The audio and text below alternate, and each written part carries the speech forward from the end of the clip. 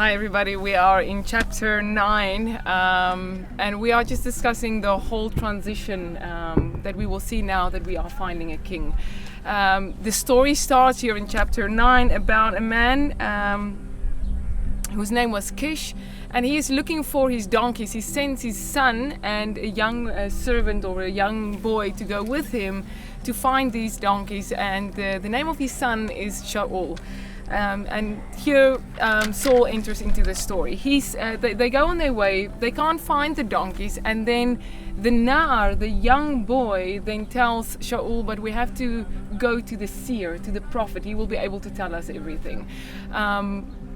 We see that something is lost, but at the end of this chapter we actually find something much more important. What do we learn from all of this, Rabbi?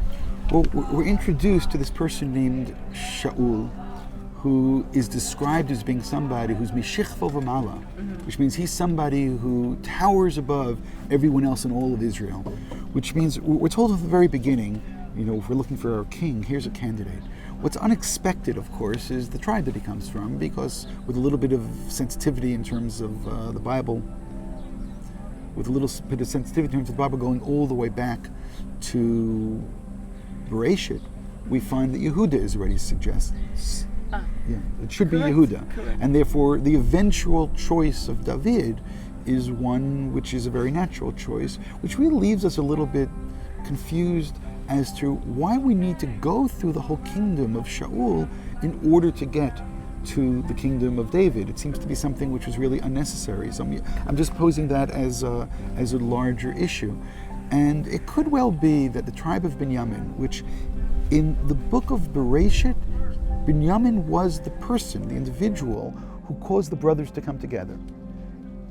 True. I mean, to a certain extent, Yehuda becomes king because of the way that he's willing to sacrifice himself for Binyamin, which of course we have the background of the children of Leah versus the children of Rachel. And that was the whole problem with Yosef, and Yosef comes from this other mother, and therefore there's division, and there's a problem in the house of Jacob, the house of Yaakov. And Binyamin is the point that they gather together.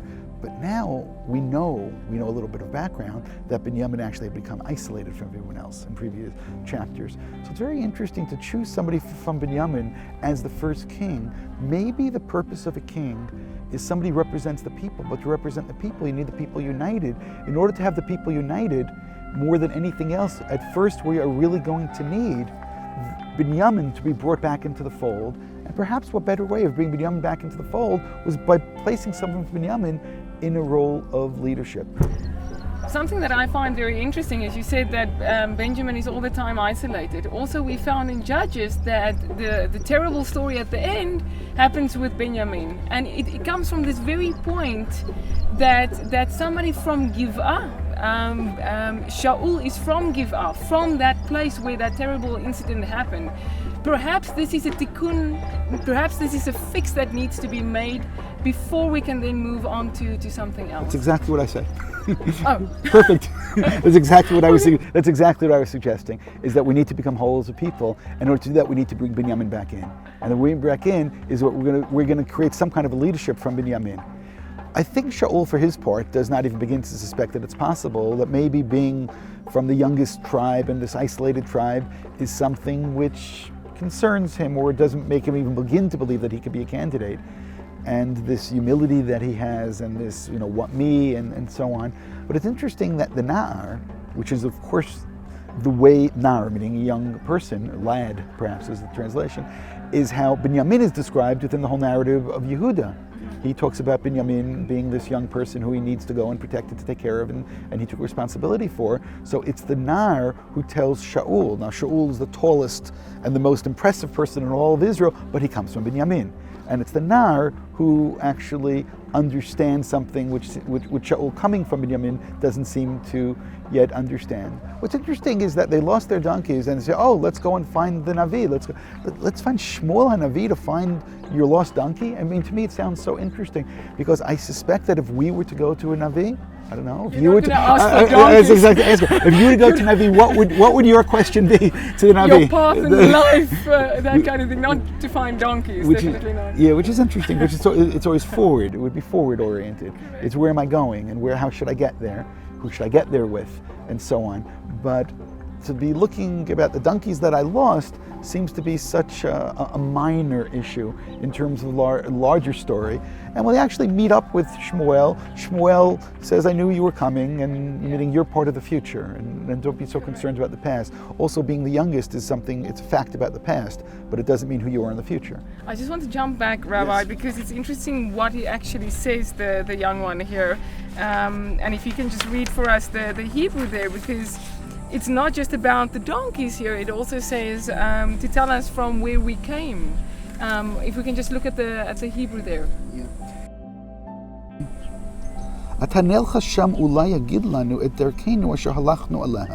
That perhaps the prophet will be able to tell us the path which we have taken. We came from. Yeah, so we have that taken. took. So is this? It sounds much more of a concern about where we've come from than it is about where we are going to, because they're concerned, perhaps themselves, they're lost and the donkeys are lost. They need to get back. But it's so interesting. So if they had ways, they never would have gone and spoken to the prophet. That's true. If they knew how to get back home. Okay, we went home, we lost, we couldn't find the donkeys, and that's it. But it seems to be such an interesting, and I'll really say trivial, matter which they're turning to the prophet for. And the prophet Shmuel, who knows they're coming, he knew the future, he knew what's taking place, and he knows that this is the chosen one. And It says here that God actually told him the day before Right. that happened, and I just want to say here that also his answer, as you said, is very, very interesting. He answers actually to Shaul, to Saul. He says, "In the morning I will let you go, after telling you whatever may be on your mind. And by the way, the donkeys were found." Right. So they come to the question is, where are the donkeys? And he says, we did find the donkeys, and I will tell you what you want to know. So again, the answer, there's a little bit a riddle and a hint in that there's something more to be found, and more explanation to that, which he wants to point out. right over here, it's an aton, which is a female donkey, and a chamor would be a male donkey. Male donkey. But it's interesting because these are really beasts of burden. These are very physical animals. Even the word chomer, physicality as opposed to spirituality, would be chamor. And I know it's aton and not a chamor over here, but nonetheless, the concern with the physical, the concern with the possessions, the concern I have to go home to my father and he lost his possessions, and it seems to be that Shmuel is saying, what else is on your mind? There must be something more spiritual there. There must be something more elevated over there. Right. And even if there isn't, when someone says, what else is on your mind? Then you start thinking, wow, what should be on my mind?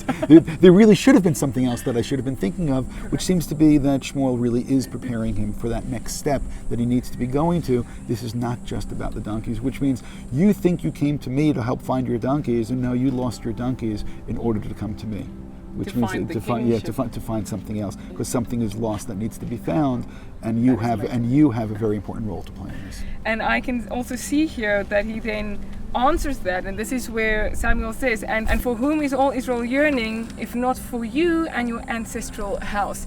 And that's where Saul then realizes, wait, there's more here. And here we can see a parallel again, Rabbi. He answers by saying, I'm not the guy that you should be looking for. I'm from the tribe of Benjamin. I'm from the smallest clan from Benjamin. I'm the smallest in my family, and we are the Benjaminites. We are the ones that made all the nonsense before in the previous chapters. So again, we see the same as Moshe did. He said, I can't do this. We see the same as Joshua did. Every time, and Gidon in the Judges as well, he says, I'm the least of my tribe. So interestingly here, I just see that Saul started out as a very humble king. He didn't see himself up to the task. Later on, and the way that we remember him more in all of history is that he was the one that pursued David, that made things very difficult for David. But again, kingship did something. He started out as a very, very humble person. Correct. And some people have reason to be humble. He didn't. Because again, he's described at the very beginning as being, the most impressive person in Israel. So his humility is real. His humility is real. But again, out of the mouths of babes, it's very interesting. The Na'ar, the young person comes. The young person understands you need to see the prophet. And that's actually going to be an important theme over here. The combination of the powers and the capabilities of Shaul with the prophecy of Shmuel. Which means as long as those go together, let's go. We'll go to the prophet. when Shaul joins Shmuel, when they work together in tandem, wonderful things are going to happen. When Shaul's going to deviate from the word of Shmuel, that he's going to completely lose whatever the power is that he has. But for this moment, you're 100% correct. He is humble. We have every reason to really want him as our leader. It's only afterwards, when he loses the leadership, that we find something has changed. We're not going to do a psychological diagnosis, at least at this point, but the paranoia and so on comes and affects him, and the depression and so on, which comes with losing something, which he then realizes how special in fact it was. We then see that they move to the roof for some kind of anointing that will take place in the next chapter. Is there anything specific on the roof itself as well? I just wondered the Hebrew connection with over here is at the high point, at the very beginning, and he's chosen and stands up and he's tall as it is, and he's on the roof, which is Hagag, the roof. His downfall is going to come later on when he doesn't do what he's supposed to do with a person whose name is Agag. So I just wonder if there's any kind of connection between the two. But that we can leave. We'll it for keep now. that connection Yes. in the mind. See you in the next chapter.